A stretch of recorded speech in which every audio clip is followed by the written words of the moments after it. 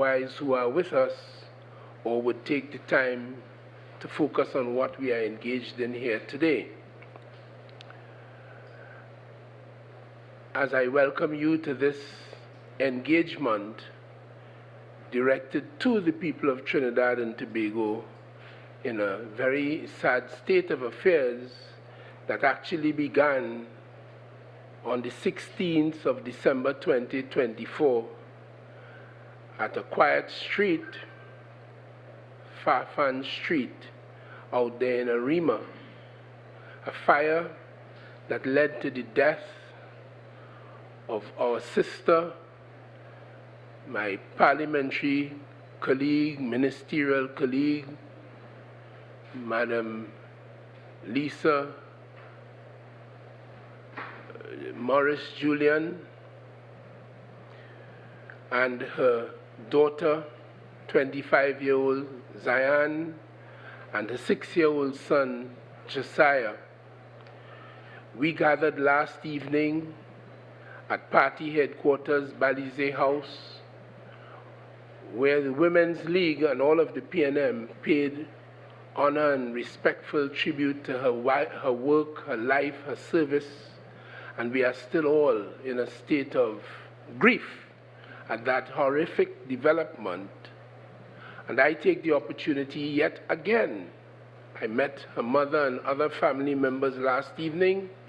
I take the opportunity yet again to extend our deep condolences and commiserations with her family, friends, and loved ones, including, of course, all elements of the PNM family, of which she was so much a part. It is out of that horrific state of affairs that there have developed conflicting issues and stories about the facts and circumstances of that horrific event. Conflicting issues and stories around times, response times in particular, resource questions, questions pertaining to the existence of fire stations and what have you, water, vehicles. All of these matters have come into the public domain for discussion arising out of this, raising, of course, public concerns quite justifiably, certainly concerns for the government, and more specifically for the Trinidad and Tobago Fire Service, which under law is the main state agency to respond to circumstances such as that.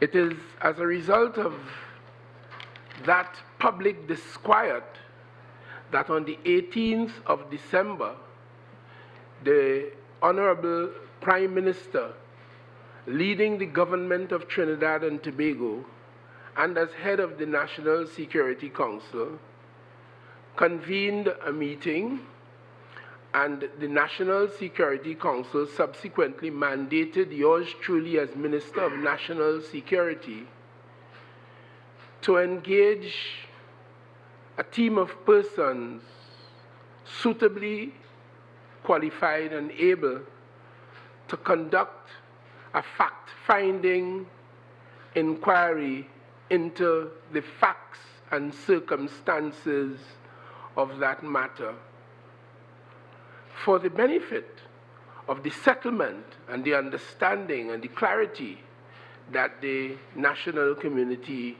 quite properly deserves.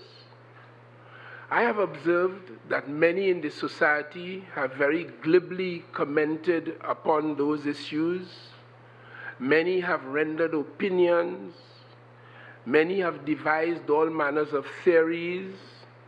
Some have even castigated, condemned, and criticized others in all of this.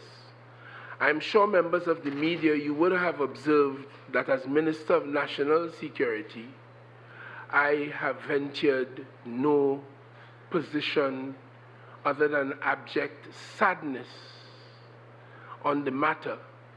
And the reason why I adopted that stance is because I am all too aware that the facts and circumstances are not yet made known.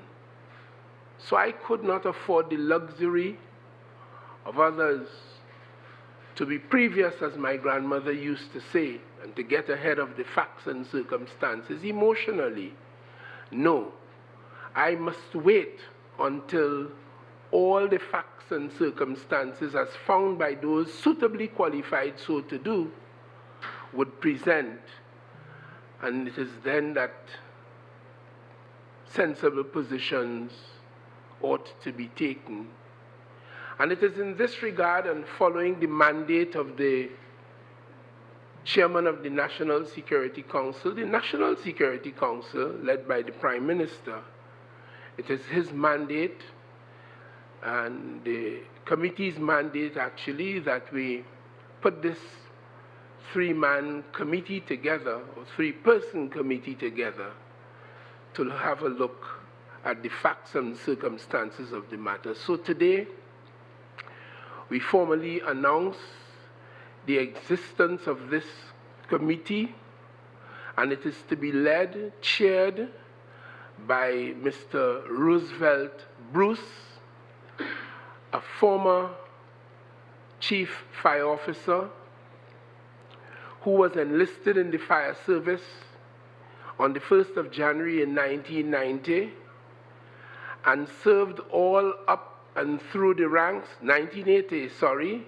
and served all up and through the ranks from firefighter in 1980 when he started, through the ranks of fire sub-officer, fire substation officer, fire station officer, assistant divisional through divisional fire officer, deputy chief fire officer, and then on to the top slot in the capacity as chief fire officer. Mr. Bruce would have had training in brigade, international brigade command, international division command.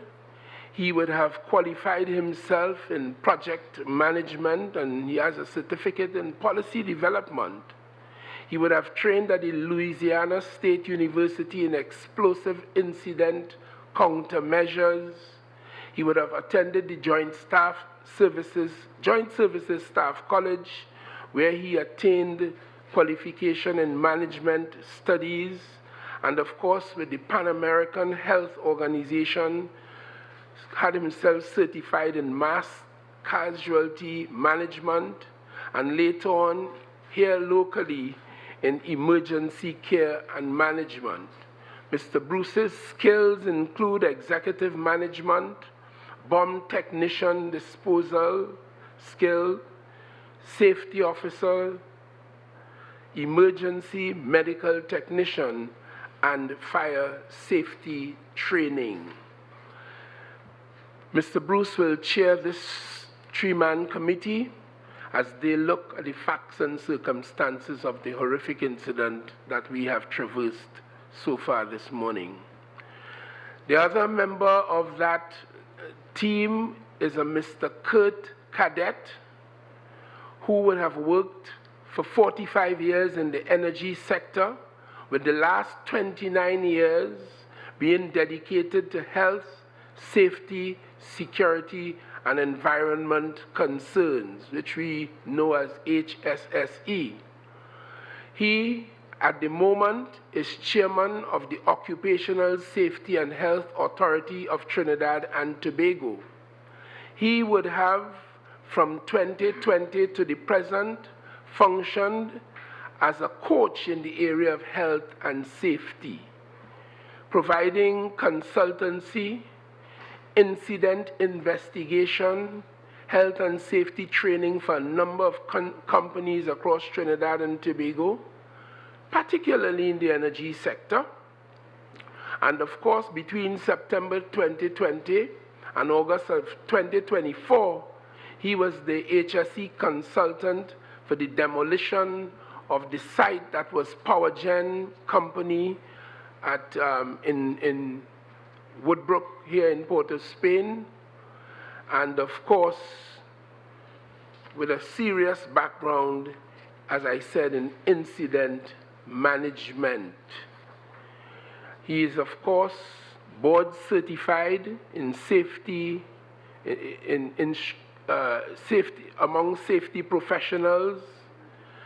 He has training in process safety.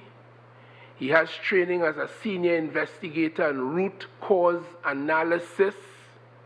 And of course, he has training from the Ansul Fire School, and he would have trained in dealing with dry chemical handheld portables and other kinds of things. Emergency management training as well. So Mr. Cadet joins in this three-man team, and of course, there may be issues that would require some legal input or legal understanding, and therefore we have asked Ms. Ashti Mahabir of the Office of the Attorney General, a well-qualified attorney at law, to join in this team to provide any legal support that might be deemed necessary along the way. So ladies and gentlemen of Trinidad and Tobago, and you more particularly members of the media, it is part of the government's response to that which happened on the 16th, the public disquiet and concerns that have been raised. The government thought it fit through this committee to approach this matter and to determine the facts and circumstances so as to quell and to resolve the public disquiet and concerns that would have risen out of it. And therefore, at this juncture, I would like to share with you the mandate that is before this committee. It is to make such findings, observations, and recommendations arising out of its deliberations that may be deemed appropriate regarding the following objectives: to inquire into the precise facts and circumstances surrounding the response of the Trinidad and Tobago Fire Service to the fire that occurred at number 8 Fafan Street, Arima, on the said Monday, the 16th of December, 2024, which resulted in the loss of lives of MP Morris Julian and her 2 children, and injury to others who thankfully were spared death. To examine generally the policies, procedures, and practices and conduct relating to the report of an outbreak such as the fire.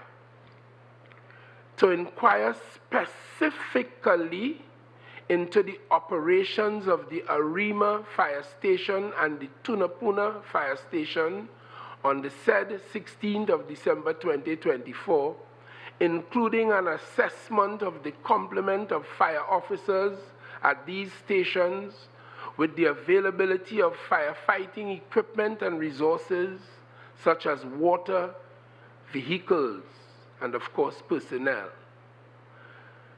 To examine arrival and departure logbooks and other records to ascertain the precise time at which the fire was reported to the Trinidad and Tobago Fire Service and the time at which the Trinidad and Tobago Fire Service arrived at the scene of the incident and commenced its operations. To provide a comprehensive breakdown of the steps, decisions, and actions undertaken by the Trinidad and Tobago Fire Service from the time of their arrival at the scene of the incident and during the operations to put out or to bring the fire under control. To determine what safeguards were employed by the Trinidad and Tobago Fire Service in the fulfillment of its mandate to save and protect life and or property in that particular fire event. To give a detailed account of the conditions at the scene of the incident, including specifically, but not limited to, the status of the fire at the scene of the incident upon their arrival, whether there was available pipe-borne and or other water supply for use by the firefighters, in particular its adequacy or lack thereof, the role of the Water and Sewerage Authority and the Arima Borough Corporation in respect of the two items I have just identified. That is to say, the status of the fire at the scene of the incident upon arrival and whether there was available pipe-borne water or other water supply for use by the firefighters in that regard. Also, to inquire into reports issued by the Trinidad and Tobago Fire Service, WASA, the Trinidad and Tobago Police Service, the Trinidad and Tobago Forensic Science Center, the Trinidad and Tobago Electricity Commission, the National Command Center, and the Strategic Services Agency, in particular, as that might relate to CCTV footage that might assist in this fact-finding exercise. To solicit information from such persons who may be able to provide first-hand and or eyewitness accounts of the circumstances and or activities which transpired on the said Monday, the 16th of December, 2024. To examine all other material circumstances leading up to and surrounding the fatal incident on that said date that led to the fatalities earlier described. And finally, to prepare a comprehensive written report on its findings, observations, and recommendations arising out of those deliberations. There, ladies and gentlemen, is the mandate of this three-man team as so mandated by the National Security Council. And therefore, it falls to me, on behalf of all of us, to present these letters of engagement to the respective committee members so as to formally engage them in this very important inquiry. Thank you very much. I would like to ask Chairman Mr. Roosevelt Bruce to present this video, instrument of appointment.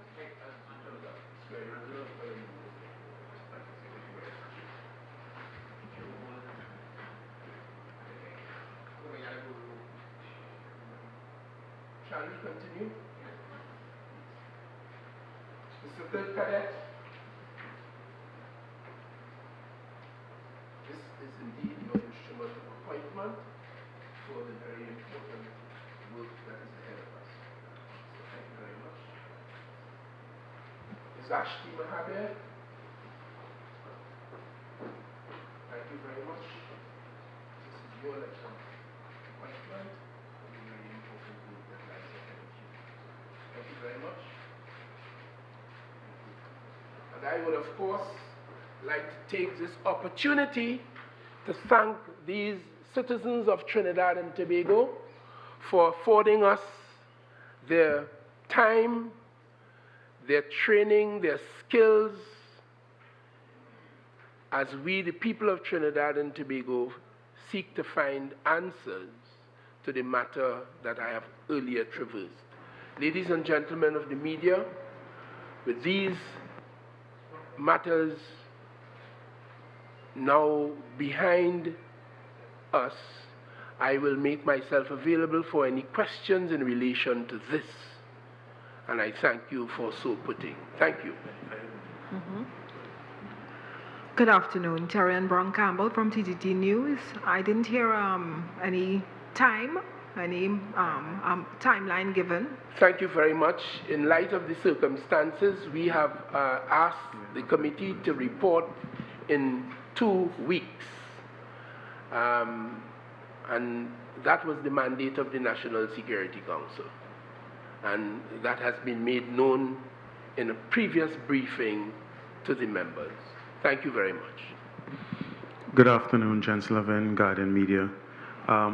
What authority does the committee have to compel public servants and anyone else to give them information? It is merely a fact-finding exercise, and it is public business, and as far as we are aware, there are no legal or constitutional impediments to this. This has been done many times before in Trinidad and Tobago, and we do not anticipate any difficulty. Yeah, but still, if someone does not want to give any form of information, does that put an end to the inquiry? We don't anticipate that, but if that happens, in fact, this has to do with a particular incident at Fafan Street, and the Chief Fire Officer has already properly indicated that he welcomes this and there's no difficulty around it. We don't anticipate any difficulty, but if difficulty arises, like all other difficulties, I assure you they will be met and treated with. Thank you. Now, Minister, this is not the first fatal incident involving fire and fire officers complaining lack of resources. But this is the first we have seen or heard of the National Security Ministry responding in this manner. How would you then respond to those who say it's only because one of your own this happened to that you are encouraged to move? I would not be surprised at a question like that coming, but I would say to it that this, for obvious reasons, has caused serious public disquiet. You would have observed, you all are members of the media, from the day after that incident up until today. This matter is in the public domain, it's on talk radio, it has stirred public issue, concerns, and questions are being asked, and conflicting stories have emerged. And we believe that the public is entitled to know the facts, particularly since it involves this very public matter and a public person. So I would dismiss the fact that this is purely because it's one member of parliament. But really it is to address public concerns and disquiet and to get accurate answers. So those of us who have to pronounce upon it, who have to deal with it, and others who would like to pronounce upon it, for one reason or the other, would do so from a position of facts rather than emotionalism or just mere conjecture. No, I understand that 2 of the 3 members are retirees. Right?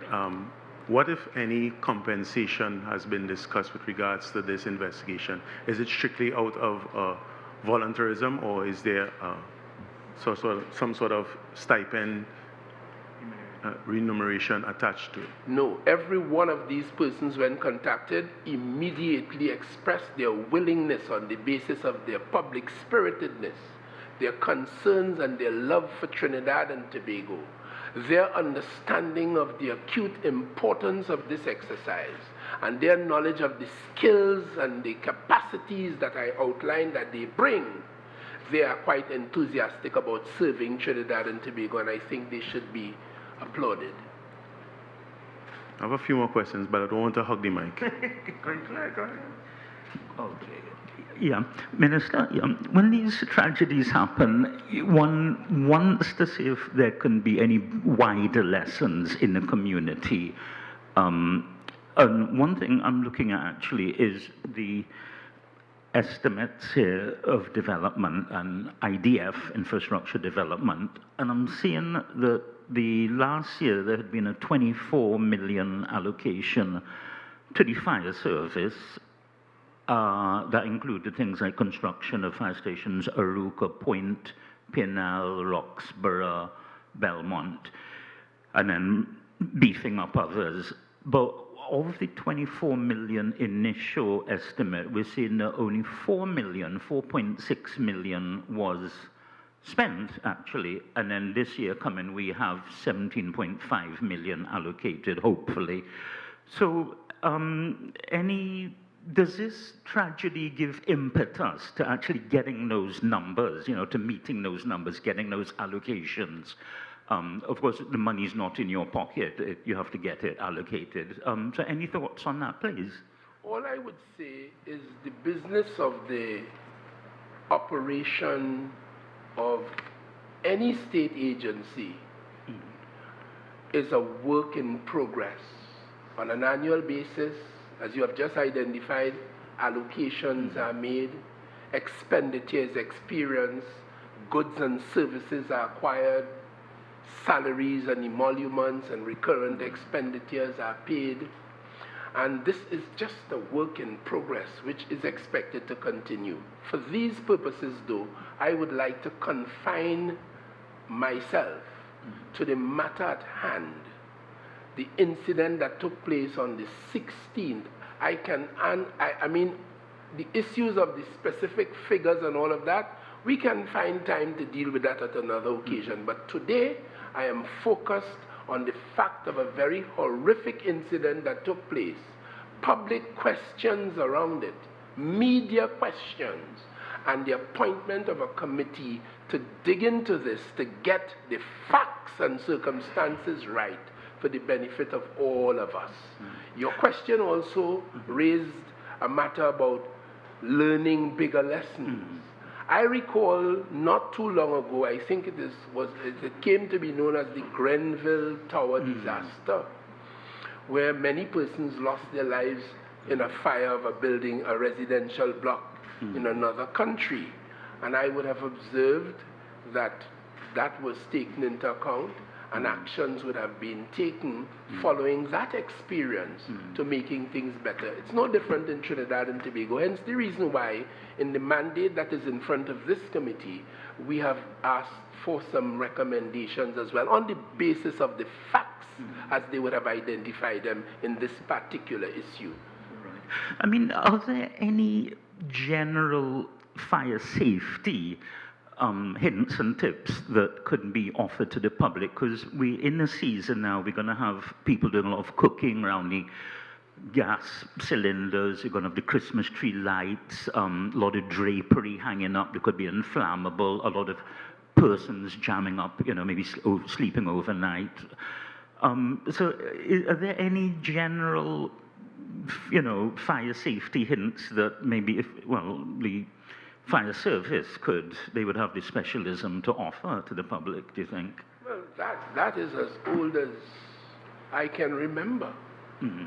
As citizen of Trinidad and Tobago, I would have seen on diverse occasions where fire officers, i.e. the fire service, would have come to different communities, different groups, and speak to those things. I've seen many, many times at Christmas time, in particular, as you have just said, they would have published some of these safety tips.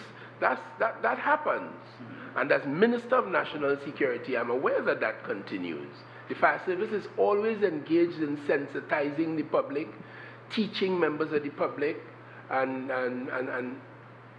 putting us in a place where we become more sensitive to some of the issues that might be harmful to us if we were not as sensitized as they have sought to make us. So yes. Hi, Minister Hinds, Gregory McBurney from Trinidad Newsday. You mentioned just now the public disquiet and the amount of conversation that this incident would have stirred in the public. I know you said you've given the committee a 2-week timeline. What happens after the 2 weeks? Can we expect, how soon after can we expect that the contents of this report will be made public? Well, obviously, as soon as the report comes to hand, we, the National Security Council, the government, will consume the contents of it, and on that basis, we'll decide the way forward in respect of that particular issue. I guess based on what you're saying is based on the sensitivity of the report and what is in it will determine if it is made public or not?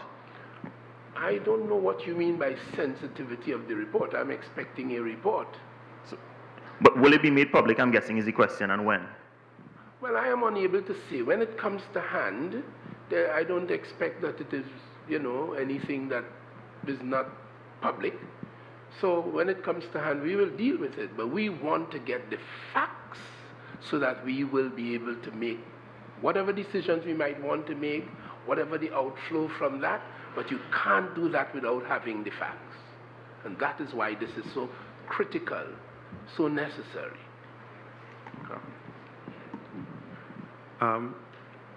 This inquiry is one of many we would have seen over the years when tragedy happens, commission of inquiry, fact-finding missions. And a lot of times people complain that it's a waste of resources, a waste of time, because at the end of it, you are not seeing any form of resolution, quote-unquote punishment / judgment. At the end of this, what do you expect to come out of it? What type of changes do you anticipate may come out of this? And what lessons has the Ministry of National Security learned out of this tragedy? Well, when the report comes, then the question of lessons for national security will become more relevant. The fire service and national security, more generally, we have a mandate under the law, under the Constitution, and we are pursuing those on an ongoing basis.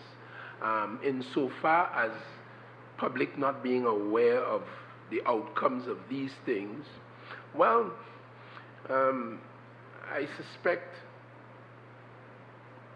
more could be done. Not that they're not aware, they don't feel, there's no confidence in these things because past fact-finding missions have brought little comfort to them in terms of seeing someone being prosecuted or punished or disciplined. I would not be in a position to render such a generalization on matters such as that. I know we had an incident in the Parliament in 1990, and as Minister of National Security, I give you the assurance a lot of improvement in the security of those precincts have taken place on account of that. So I am not in a position to say what you have said. So we wait for the results, and then we will proceed thereafter. And of course, if this is as a result of public disquiet, it is logical that we are attempting to quell public disquiet. So the results of the report will be made available to the public in order that the public disquiet could be quelled and they can come to an understanding of what happened. It would benefit the public, it would benefit the government, it would benefit me as Minister of National Security, and certainly it will benefit the Trinidad and Tobago Fire Service. May not benefit the media, but it certainly will benefit others of us. The media will always be benefited. I thank you all very much for your attendance today. And for God's Minister, sake, just one more question. Yes, you spoke of public disquiet and these things, and the purpose of this is to quell that public disquiet.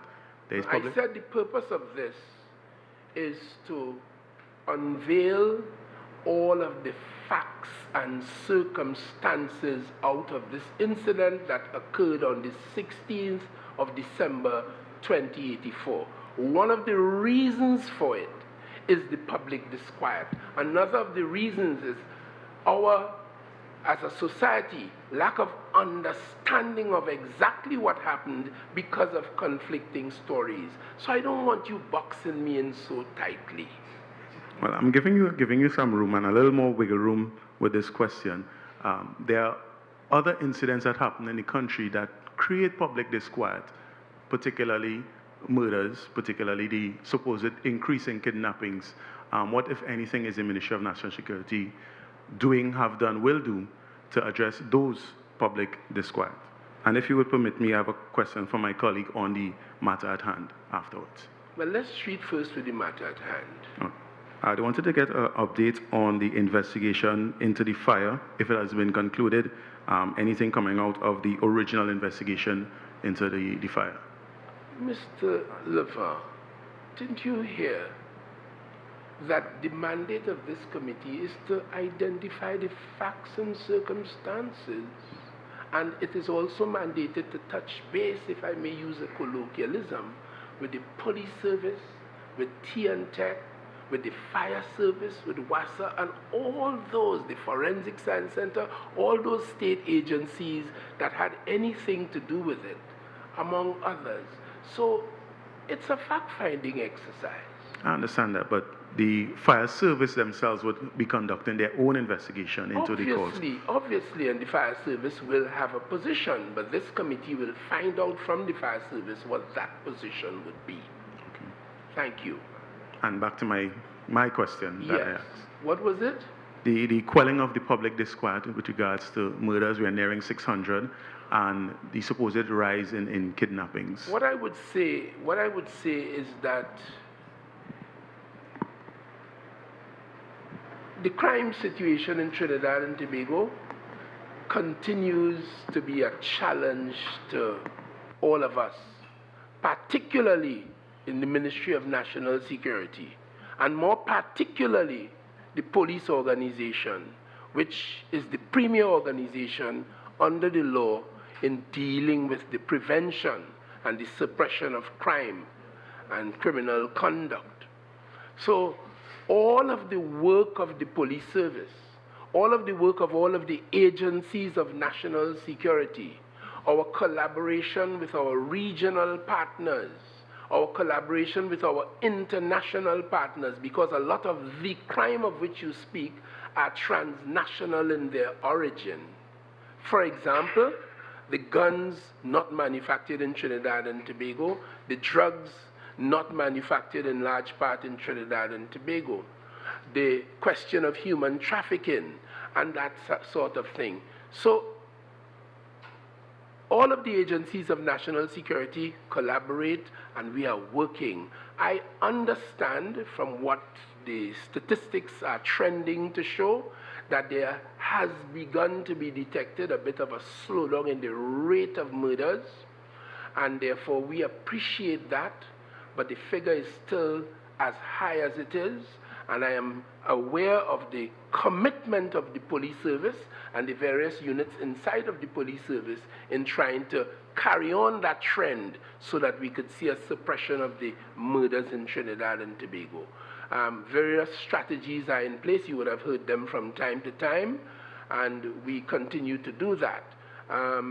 Insofar as public disquiet over that is concerned, I do understand how the public would feel, but all I can do as Minister of National Security is give the public the assurance that work is being done in that regard. You would have seen recently extortion begin to rear its head, and of course, a unit has been put in place, and I am aware as Minister of National Security, a number of persons have been arrested and charged as the police work to suppress that particular crime.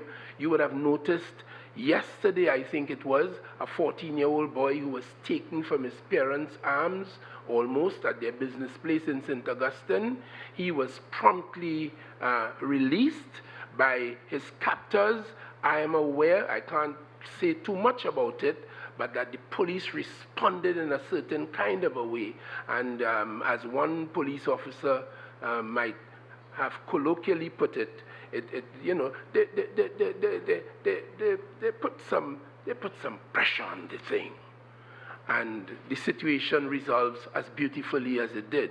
You would see just a few days before that, I think it was Sunday or Monday, that the police were able to find and rescue a kidnapped victim from somewhere in the Mova, Caledonia area. So these successes from the police are what inspires me, and it inspires me on the understanding that work is being done to repel these crimes, to bring greater peace, safety, and security to the people of Trinidad and Tobago. The answer to it is always that, work. And I'm seeing elements of success, and it's encouraging. Thank you all very, very much. I thank you. We'll speak more fluently at another time. Thank you very much.